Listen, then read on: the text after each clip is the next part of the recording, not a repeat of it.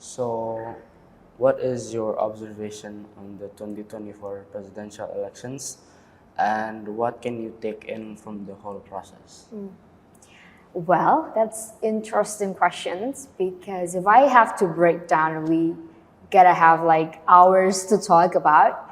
But let me go to simplest explanations. Like what I can take from the whole process of 2024 presidential election is that it is very important for young generations to dive deep and have a historical approach before they pick their right candidates and to vote. Because one thing that I'm aware right now from the process is that there is a big gap of knowledge from the prior generations to the current generations.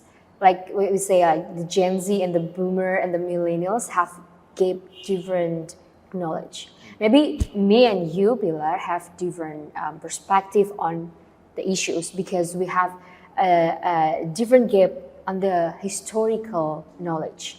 What I mean by historical knowledge is that we have to break down what our nation's historical is like during the reformations, before reformations, and after reformations.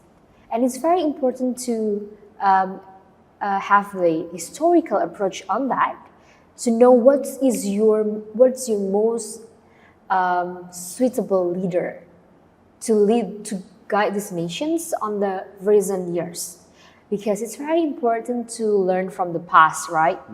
To learn from the past, their track records.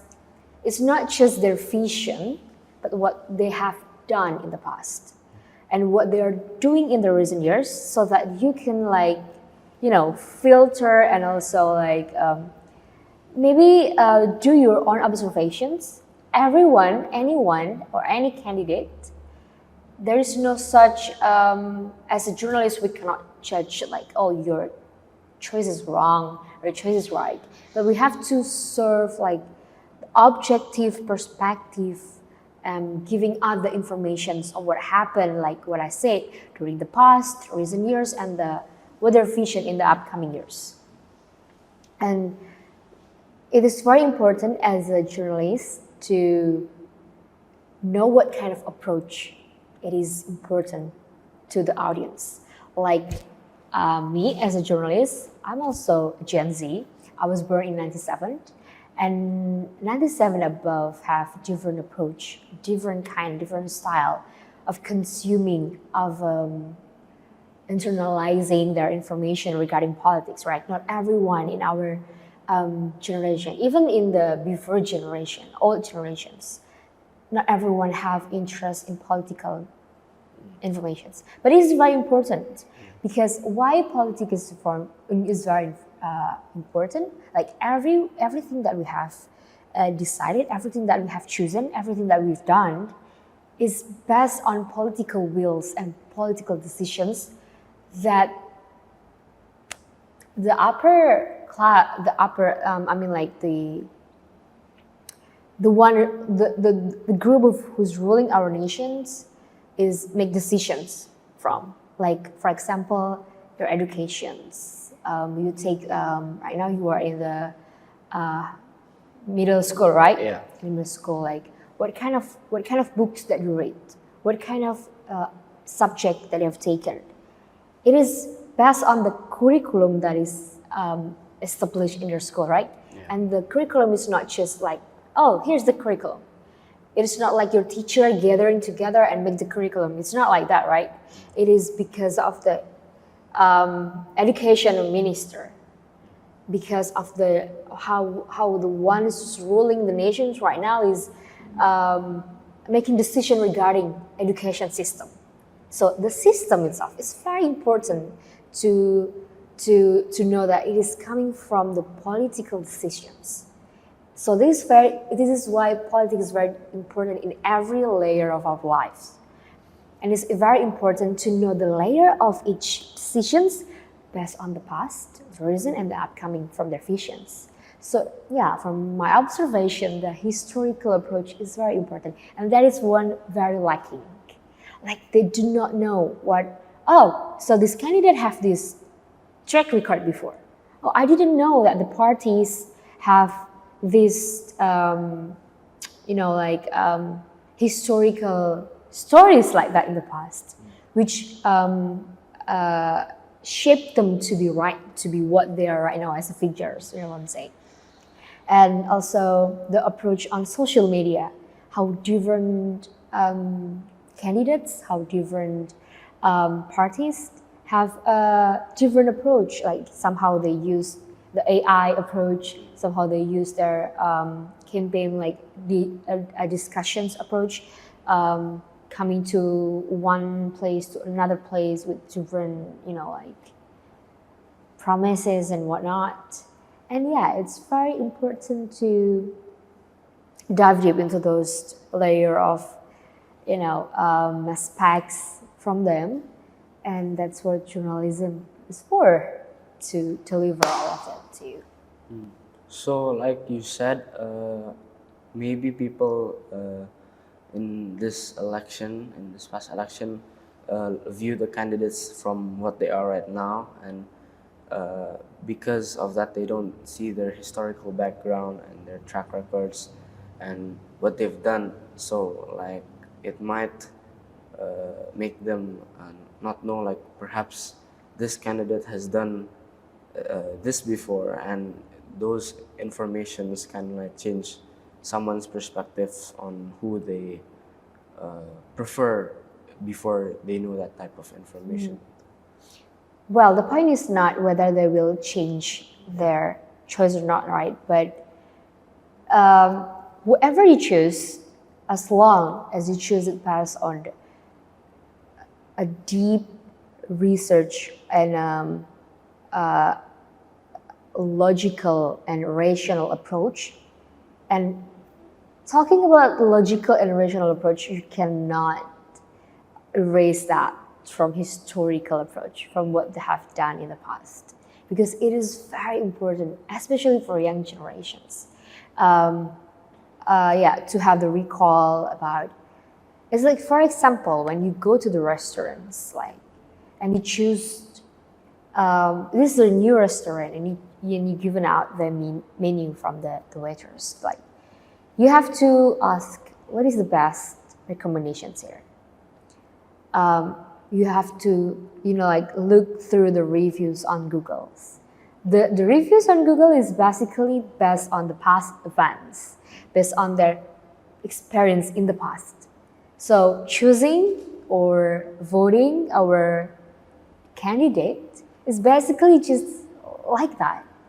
It comes from your own preference, yes, but your preference is not just coming out of your like, oh, this day is sunny day, I want to eat ice cream. But what kind of ice cream, or what ice cream give you the most beneficial? Okay, let's talk about it. That's the easiest example, for example. But it's not just like, oh, I like this candidate because they're smile, because they're handsome, because he kind of like sweet and everything. But you've dived deep into their past and historical approaches. So, based from that, what do you think are the determining factors on who Indonesian people vote for example? Determining factors. Can I ask you, what do you think? Well, in my opinion, it's like they have like a solid vision and mission, and something that I can relate to myself, so that I can understand that, compared to, like, for example, a vision and mission that I don't relate to at all. I also think that they need to have good persuasive skills, so that like they can be a good presenter and can make good speeches and help the local community to grow, and also like in the campaigns probably like they have to go through a fair process and make discussions with the local people so that uh, everyone in the country can fully understand their vision and mission, and so that no one gets left out with a gap of information that they don't have. Yeah, agree with you. So that's basically what importance of the determining factors and how who we choose on leaders. It's not just for presidential elections, right? It's for every aspect of our life to choose what kind of leaders good for our company. What kind of values that we have to internalize into ourselves. It's basically the same, but the difference choosing in the election is that we have to, just like what you say, who is relatable to me, who is more relatable to me. It is important to have that ideas to who is more relatable to me, but it's actually it's very important to who can accommodate all of every layer of the people, because president is not like your personal leaders, right? It's for the people, and the difference one people and another people from this situation and another situation is different, and that is what is unique from Indonesia is that even every places, every, you can say every province or every different locations in Indonesia have a different political situations, different political approach, right? So it is very important who can accommodate all of the people and who is willing to sacrifice for the most and prioritized issue in our country. For example, if you're concerned about corruption, then go ahead choosing who is more concerned to tackle the corruption issue, right? But what kind of approach that they will go? Again, what they have done in the past, you review them. It's like when you go to when you propose yourself to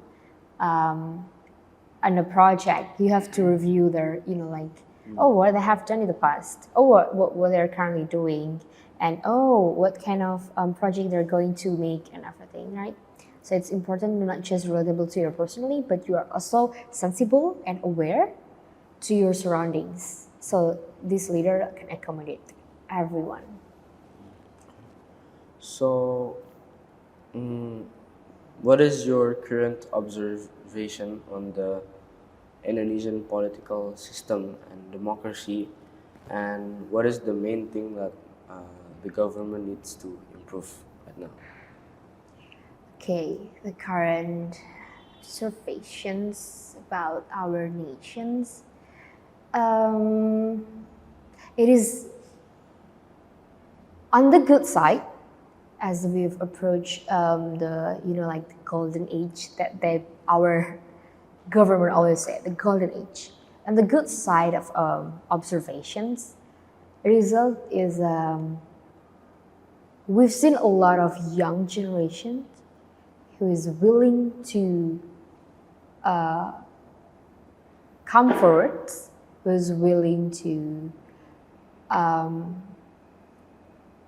join the table, make decisions, and being loud regarding their perspective.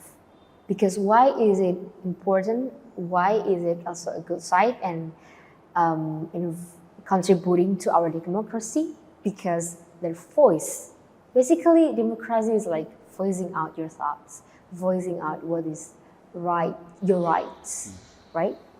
So when you see more young generations do that right now, it is possible for everything, for every obstacle that we have had in the future will be tackled together, because they have their own way of they have their own way to solve the problems that the prior or their past generations may not have had before. And what can we evaluate from that? Young generations, once again, the opposite side of the good side of having a lot of young generation to come forward, is that being young is not the only criteria. You have to be very critical. You have to know where you are. It's not just you have to. Okay, let's say that just like what you said, it's very important to be very relatable or find the good candidates based on what relatable to me, to us personally. But it's very sensible. It's very critical to know what's out our spoon, what's our boat. Like what happened in a different states, different countries, in comparing to us, and observing our own situation itself, and see what kind of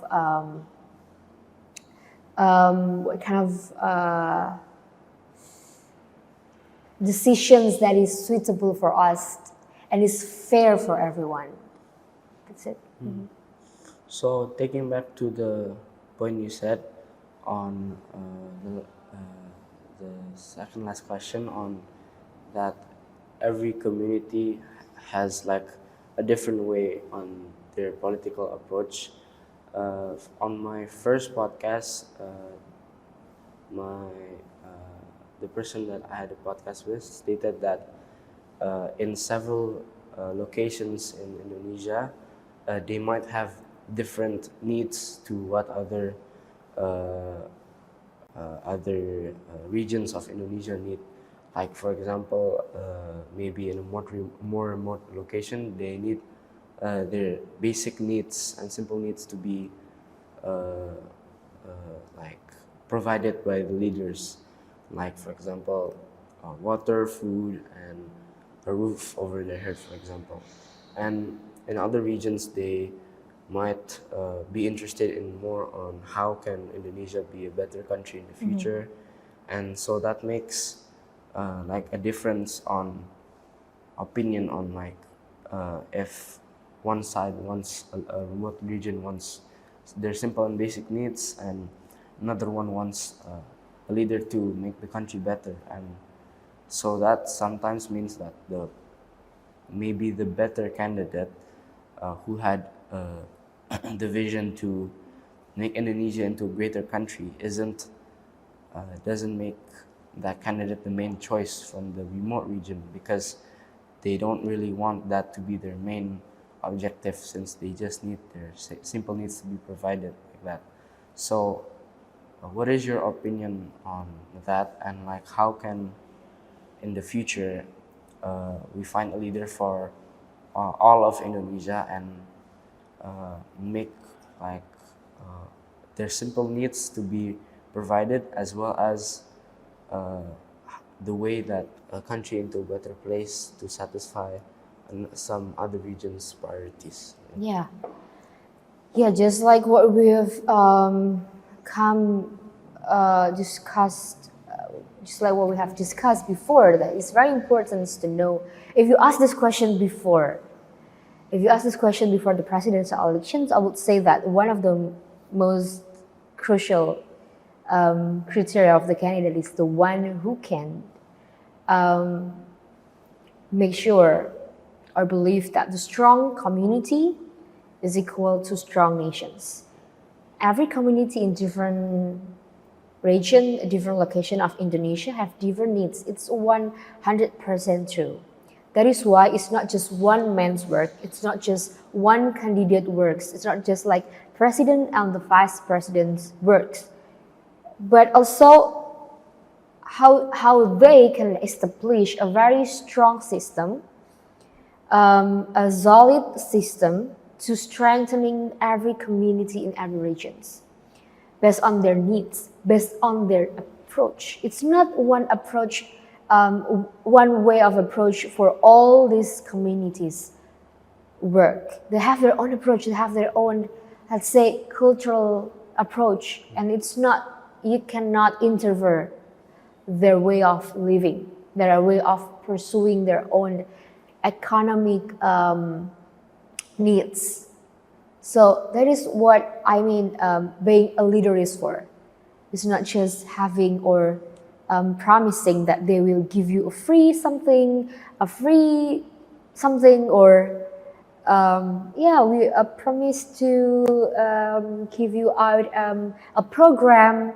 What kind of program is the program? Is relatable to them, relatable to their approach or their cultural and historical approach? Because every community have strong values that they believe, and as a leader, you cannot just interfere that without the dialogue. That is very important. I want to highlight this as well. What is the indicator of having a very healthy and strong democratic system is that there is always a dialogue occur in every political decisions. So if you one day read the news that I make and you say, oh, Indonesia will be blah, blah, blah, blah, you have to search first whether these decisions have been discussed, have a dialogue before with the people or not. If it's coming very without any notice, you have to be very sus for that. That is what's important, and that is what journalism is for. To give up, it's not just giving up the news, deliver the news, but also make you think. What is this kind of decisions behind the decisions? And that is why, as the first question said, is it important to have the empowered journalism? Is it as important as having an empowered community as well? So it's not just one man's work. It's not just the leader's work doing this and that, giving you free this and that, but whether they actually can strengthen the community. So it's basically empower people, just as important as empower and respect in our nations. Okay.